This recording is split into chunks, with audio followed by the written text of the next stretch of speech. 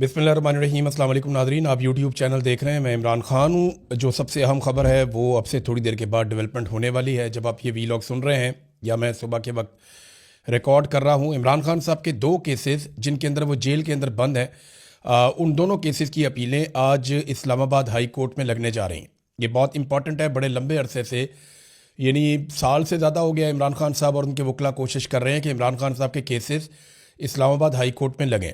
इमरान खान साहब के वकील सलमान सफदर साहब कई मरतबा ये कह चुके हैं कि ये केसेस बिल्कुल ठहरने के काबिल ही नहीं है, और अगर सुप्रीम कोर्ट या हाई कोर्ट में किसी भी जगह पे ये केसेस जाते हैं तो ये उड़ जाएंगे। इमरान खान साहब इन केसेस में रिहाई पा लेंगे। अब ये दोनों केसेस लग गए हैं और एक ही दिन लग गए हैं। और इससे पहले मैं आपको ये बताऊं कि 2 दिन पहले इमरान खान साहब की 9 केसेस में ज़मानतें मंजूर हुई हैं। 7 या 8 केसेस थे गालिबन, एक बुशरा बीबी का भी था। तो इमरान खान साहब के एक और अदालत से, जो लोअर कोर्ट है, वहाँ पे 9 मुख्तलिफ केसेस के अंदर या 8 मुख्तलिफ केसेस के अंदर ज़मानतें मंजूर हुई हैं, जिसमें 9 मई का भी था, उसके अंदर केस था आज़ादी मार्च वाला भी, उसके अंदर दीगर कुछ और केसेस थे। तो डिफरेंट टाइम के हवाले से इमरान खान साहब के, और जाली रसीदें बनाने का एक केस था। तो ये सारे केसेस में इमरान खान साहब की और बुशरा बीबी की पहले ज़मानतें हो चुकी हैं। अब इमरान खान साहब और बुशरा बीबी के 2 केसेस, जिनमें एक केस, ये अलग अलग अदालतें हैं, एक केस सुबह 9 बजे अभी लगा हुआ है जस्टिस खादम हुसैन सोमरू साहब के सामने, तोशाखाना वाले केस की अपील, और इसी केस में इमरान खान साहब गिरफ्तार हैं। और दूसरा केस जिसमें वो गिरफ्तार हैं या कैद काट रहे हैं, वो अलकादर केस की अपील है। और ये दोनों लगे हुए हैं। इसमें जो है वो जस्टिस सरफराज डोगर और जस्टिस आज़म खान, ये डिवीज़न बेंच है जो ये केस सुनेगा, और इसका वक्त है 11:30 बजे। तो एक केस लग रहा है 9 बजे और एक केस लग रहा है 11:30 बजे। अगर इन दोनों में इमरान खान साहब की ज़मानत हो जाती है तो फिर इमरान खान साहब कैदी नहीं रहेंगे, फिर वो आज़ाद हो जाएंगे, वो बाहर आ जाएंगे। और क्या इनकी ज़मानत हो जाएगी, अभी हम कुछ कह नहीं सकते, क्योंकि ये जजेस कंट्रोल होते हैं कहीं और से। अगर मैं इंसाफ और कानून की बात करूं तो इमरान खान साहब की आज ही ज़मानतें हो जानी चाहिए। आज नहीं हो जाएं तो 1 हफ्ते के अंदर अंदर उनकी ज़मानतें हो जानी चाहिए, और उन्हें फिर अपने घर चले जाना चाहिए आज़ाद होकर। फिर वो अपना इलाज करवाएं, अपनी पॉलिटिक्स करें। लेकिन यहाँ जो दिखाई दे रहा है कि आप कुछ प्रिडिक्ट नहीं कर सकते, क्योंकि अदालतें कंट्रोल में हैं एजेंसियों के, और एजेंसियां जो फैसला करेंगी उसके मुताबिक ही चीज़ें होती हैं पाकिस्तान में। अगर इंसाफ और कानून के मुताबिक हों तो ये केस लगते ही बहुत पहले इमरान खान साहब रिहा हो जाते। अब उम्मीद तो ये की जा रही है कि किसी दिन पाकिस्तान की एस्टेब्लिशमेंट को होश आए और वो ये गंद मारना बंद कर दे और जजों के ऊपर दबाव डालना बंद कर दे, तो फिर मेरिट के ऊपर इमरान खान साहब की रिहाई हो सकती है। और अगर इन 2 केसेस में इमरान खान साहब की फ़र्ज़ करें आप ज़मानत हो जाती है या उन्हें रिहा कर दिया जाता है, तो फिर किसी और केस में इमरान खान साहब को अंदर रखा जा सकता है। तो ये तो डिपेंड करता है पाकिस्तान की मिलिट्री एस्टेब्लिशमेंट पे, वो कितना दबाव महसूस कर रही है। देखिए 3 तरह के दबाव है एस्टेब्लिशमेंट पे।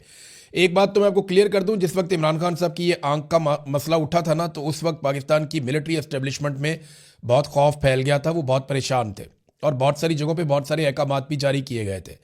उन्हें लगता था कि पाकिस्तान अचानक बांग्लादेश बन जाएगा, लेकिन पाकिस्तान तहरीक इंसाफ के साथ जब उन्होंने रब्ता किया तो तहरीक इंसाफ को बेवकूफ़ बनाने में वो कामयाब हो गए। ये तो पाकिस्तान तहरीक इंसाफ के अपने लोग भी कह रहे हैं, इमरान खान साहब की फैमिली भी अब कह रही है कि इन्हें चक्कर दिया गया है।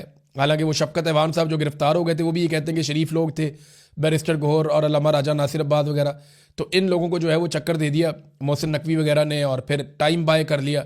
और जब उन्होंने देखा कि पाकिस्तान के अंदर ये कोई तहरीक खड़ी नहीं कर पाए और वो एक मोमेंटम जो बन सकता था एहतजाज का, वो कुछ भी नहीं हुआ पाकिस्तान में, तो उसके बाद फिर उन्होंने चीज़ें नॉर्मलाइज़ कर दी।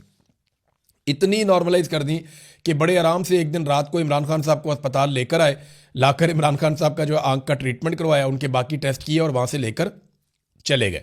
अब दबाव एक तो पब्लिक का है कि किसी वक्त भी पब्लिक अगर खड़ी हो जाती है तो एस्टेब्लिशमेंट के ऊपर एक दबाव रहेगा।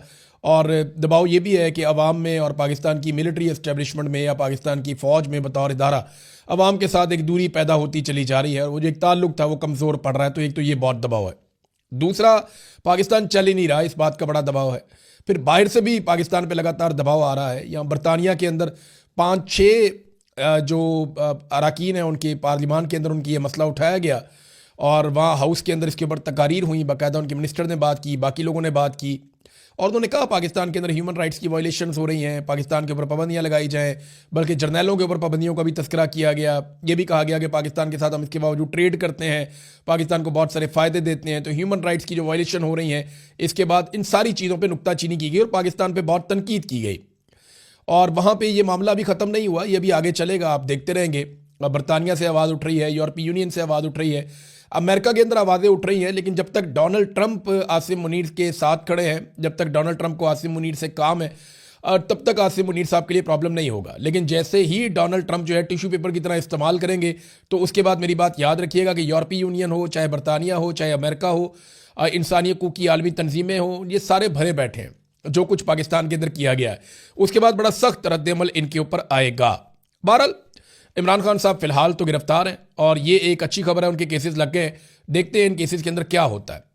इमरान खान को कत्ल करने की जितनी कोशिशें की गई उन पे मुराद सईद ने एक तफसीली बयान जारी किया है और ये बड़ी अजीब चीज़ें हैं जो उन्होंने बताया। तशवीशनाक सूरत हाल उन्होंने कहा जी जन्म ले रही है और इमरान खान साहब इस वक्त रियासत की तहवील में है जहाँ मुसलसल उनकी ज़िंदगी से खेला जा रहा है। आखिर किस चीज़ को छुपाया जा रहा है? उनका कंट्रोल्ड चेकअप किया जाता है, कंट्रोल्ड इन्फॉर्मेशन दी जाती है, कंट्रोल्ड मीडिया है जिससे ज़िंदगी को ख़तरा है, जिनकी वजह से वो इस नहज पर पहुँचे हैं, उन्हीं की बात पर यकीन कैसे किया जा सकता है? उन्होंने कहा जी इससे कबल इमरान खान पर वज़ीराबाद में कातलाना हमला करवाया गया, इनको गोलियां लगी, अल्लाह ने उनकी ज़िंदगी की हिफाजत की, लेकिन उस वक्त भी बयानियाँ बनाए गए। लम्हों में ISI ने मीडिया को वीडियो बयानात भिजवाना शुरू कर दिए फटाफट। वो याद है आपको, थाने के अंदर से वीडियोज़ आना शुरू हो गई थी। मैं उस वक्त वज़ीर आला पंजाब को देख रहा था, परवेज़ इलाही उस वक्त वज़ीर आला पंजाब थे और IG भी वहाँ पे मौजूद थे और उनके पास सवाल का जवाब नहीं था कि ये वीडियोज़ ISI कैसे जारी करवा रही है। यानी पूरा निज़ाम उन्होंने कंट्रोल किया हुआ था। फिर फौजी क़यादत के कहने पर ISI ने एक अफ़गान को इमरान खान साहब को मारने का टास्क दिया था। जब मैंने प्रेस कॉन्फ्रेंस में इस साजिश का पर्दाफाश किया तो ISI ने इस्लामाबाद के सेक्टर ने प्रेस क्लब में एक अफ़गानी की प्रेस कॉन्फ्रेंस रखवा दी और शाम को प्राइम टाइम TV चैनल पर प्रोग्राम में बयानिए के लिए भी भिजवा दिया। मैंने किसी का नाम तो नहीं लिया था, मगर ये जानते थे कि मैं किसका जिक्र कर रहा हूँ। इस तरह वो बंदा भी सामने आ गया। फिर स्वाबी में हेलीकॉप्टर गिराने का प्लान भी एक्सपोज हो गया, जिसके लिए डबल एजेंट हायर किया गया था, जो बाद में मारा गया। उसके बाद हेलीकॉप्टर में गलत फ्यूल भरवा दिया गया इमरान खान साहब के, ताकि हेलीकॉप्टर गिर जाए और इमरान खान साहब उस वाक़े में मारे जाएं, और रिपोर्ट आज तक उसकी सामने नहीं आ सकी। 18 मार्च को डेथ ट्रैप बिछाया गया इमरान खान को मारने के लिए। जब वो भी नाकाम हो गया तो पुलिस अफसर को गालियाँ दी गई कि इमरान खान कैसे बचकर निकल गया। उसके अलावा कई कोशिशें और की गई हैं। 3 साल इमरान खान साहब जेल में हैं और मुसलसल उनकी सेहत के साथ मजाक किया जा रहा है। अस्करी खबरें चलवाने वाला मीडिया ये क्यों भूल जाता है कि आप पाकिस्तान के सबसे अजीम बेटे इमरान खान की ज़िंदगी से खेलने में हिस्सादार बन रहे हैं। फिर उन्होंने कहा जी कि हाँ, इमरान खान साहब ने जेल में आसिम ला और ज़ैनी मरीज़ का जिक्र किया तो आसिम मुनीर ने सबके सामने कहा कि आसिम ला है तो है। अच्छा, ये बात वैसे और भी सर्कल से मैंने सुनी है। अब बताता हूँ आसिम ला और ज़ैनी मरीज़ क्या होता है। इसी गुस्से में डी चौक में खून रेजी की गई और इकबाल जुर्म करते हुए ये भी कहा गया कि संगजानी से आगे मत बढ़ो, क्या उखाड़ लिया, सिर्फ हमसे लोग ही मरवाए ना, फिर कोशिश करें इस्लामाबाद आने की, इस मरतबा अटक पुल पर खड़े होकर मारेंगे, वैसे भी डी चौक में तो मरवा दिए हैं। तो ये जनाब, और इस तरह की धमकियां लगाई जाती हैं। बल्कि मैंने तो यहाँ तक सुना है कि कुछ बड़े ताकतवर घरों के जो बच्चे हैं वो अपने दोस्तों से ये कहते हैं कि हमें तो अगर 1000-2000 बंदा भी मारना पड़ा तो हम मार देंगे, क्योंकि डोनाल्ड ट्रंप हमारे साथ है। अब जब इस तरह की ज़हनियत होगी तो फिर पाकिस्तान खाक आगे बढ़ेगा। बहरहाल ये मुराद सईद का ट्वीट था, उन्होंने तफसीलात सामने रखी कि इमरान खान साहब को माजी में कैसे कैसे कत्ल करने की कोशिश की गई है। अच्छा, इसमें ना अब इमरान खान साहब की फैमिली ने जो स्टेटमेंट दिया, खासतौर पे पाकिस्तान तहरीक इंसाफ के हवाले से, तो सोशल मीडिया पे तहरीक इंसाफ के जो अरकान असम्बली हैं अब वो बेचारे मुश्किल में पड़ गए हैं।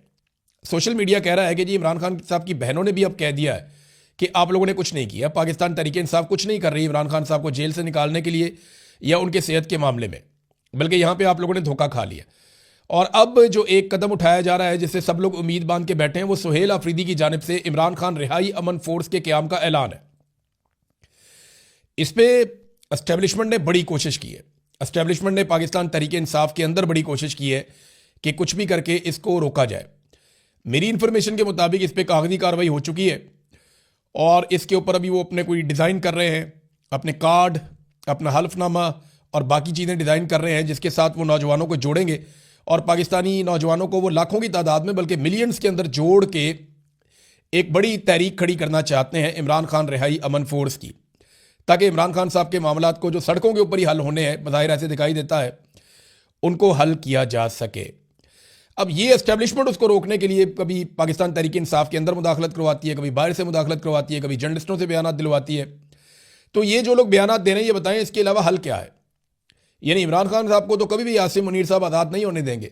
उन्हें ये लगता है कि वो सबसे ज़्यादा खतरे में होंगे जब इमरान खान साहब बाहर आ जाएंगे, क्योंकि पाकिस्तान में इंसानी हकूक़ की जिस किस्म की पामालियाँ की गई हैं, पूरा का पूरा इलेक्शन चोरी कर दिया गया है, पाकिस्तान के आइन की खिलाफ वर्जी की गई है, आइन से गद्दारी की गई है, हलफ की खिलाफ वर्जी की गई है। ये इतना सारा कुछ जब कोई कर ले तो फिर वो कैसे मुमकिन है कि वो इमरान खान साहब को बाहर आने दे। देखे ना, खौफ का आलम यह है कि उन्हें इस्तिस्ना लेना पड़ गया।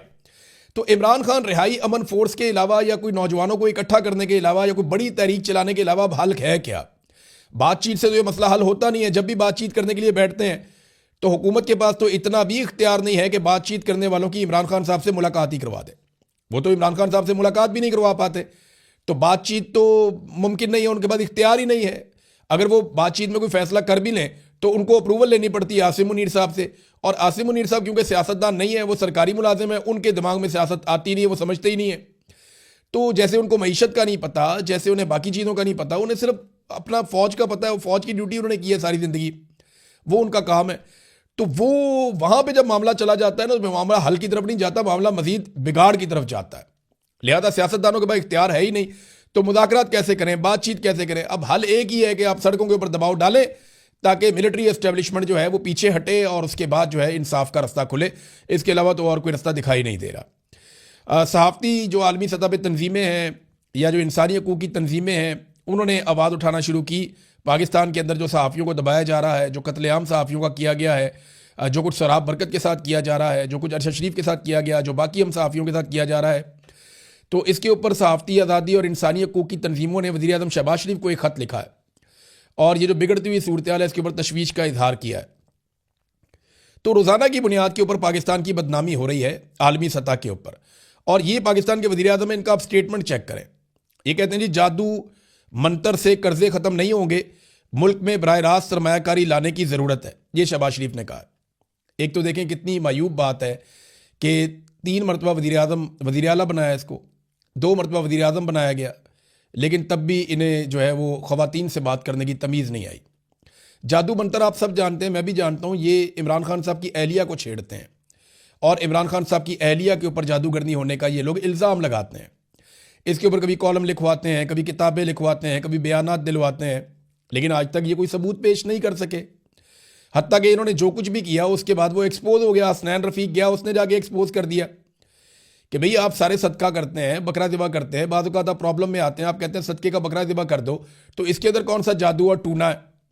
बहरहाल इन्होंने कोशिशें बड़ी की। अब वज़ीर आज़म होने के बावजूद वो जेल में कैद एक खातून की तज़हीक करे तो आप अंदाज़ा करें कि इस शख्स का लेवल क्या होगा। और वो ये कहते हैं कि कर्जे ख़त्म नहीं, कर्जे कैसे ख़त्म होंगे? पाकिस्तान की तारीख के सबसे ज़्यादा कर्जे आपने लिए।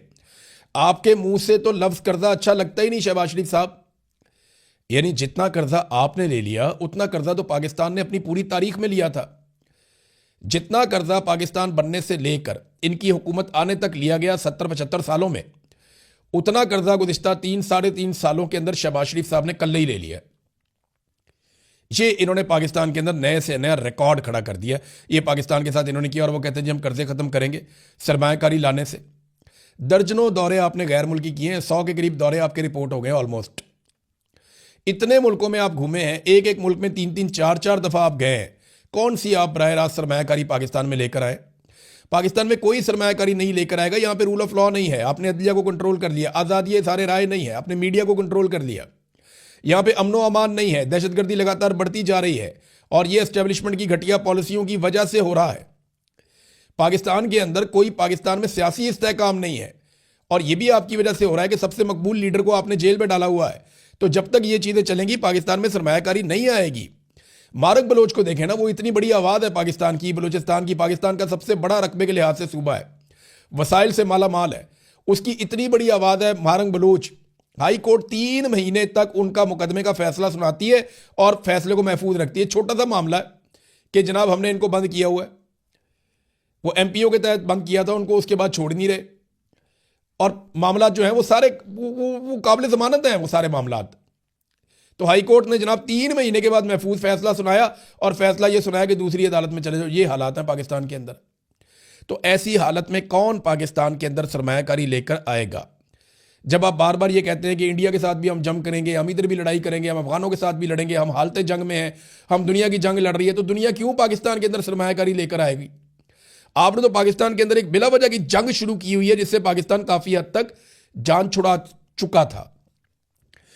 अब नाज़रीन, ये एक और ख़बर है, और ये खबर ये बता रही है कि स्टॉक मार्केट पाकिस्तान की एकदम बहुत नीचे गिरी है, और उसकी जो वजूहात सामने आ रही हैं उसमें शहजाद पराचा साहब हैं, एक जर्नलिस्ट, उन्होंने भी खबर दी है कि इतला ये मिली है कि गैर मुल्की सरमायाकारों ने भी स्टॉक में अपनी सरमायाकारी निकालनी शुरू कर दी है।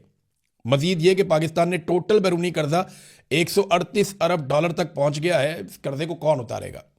अब गैर मुल्की सरमायाकार जब आपके स्टॉक एक्सचेंज में से पैसा निकाल रहे हैं, तो इसका मतलब पता क्या है कि आपका क्रेडिट बिल्कुल ख़त्म हो गया।